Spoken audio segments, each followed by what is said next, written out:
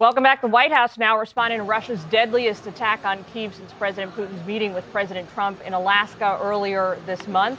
Take a listen to the White House today. He was not happy about this news, but he was also not surprised. Perhaps both sides of this war are not ready to end it themselves. The president wants it to end, but the leaders of these two countries need it to end and want it to end, must want it to end as well. The nearly 600 drones, 31 missiles slammed into the capital during Russia's latest assault.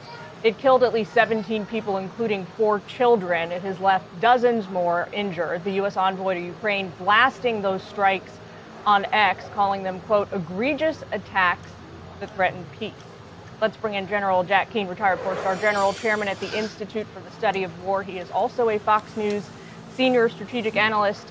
General Keane, you heard Caroline there. She said President Trump is not happy with these strikes overnight. This is now the second or third time that Putin has moved forward blindsiding President Trump as he is pretending to be interested in a peaceful settlement. Yeah, well, I totally agree with that conclusion. I don't agree with Ms. Levitt's conclusion that both sides don't seem to want to end this war. I mean, let's call a spade here.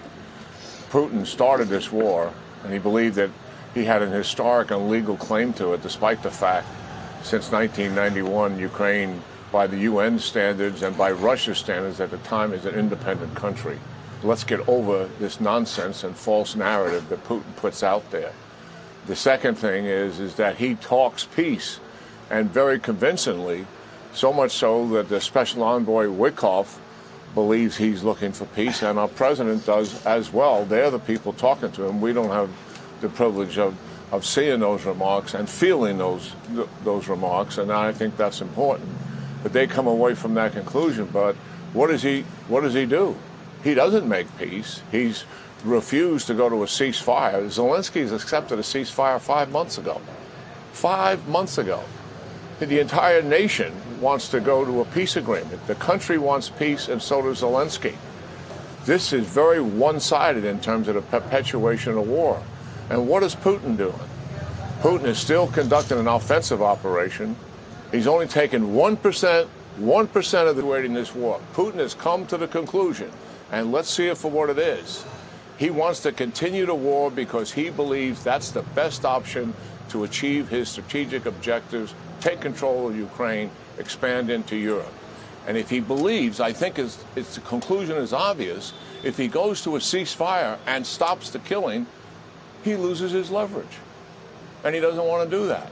For 6 months, he's been walking away from that, even though he says, I'm really interested in peace. I'm really interested in having a mutually beneficial relationship with the United States that we used to have.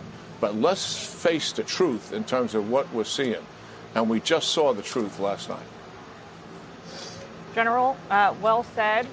We're going to leave it there, but thank you as always for sharing your expertise with us.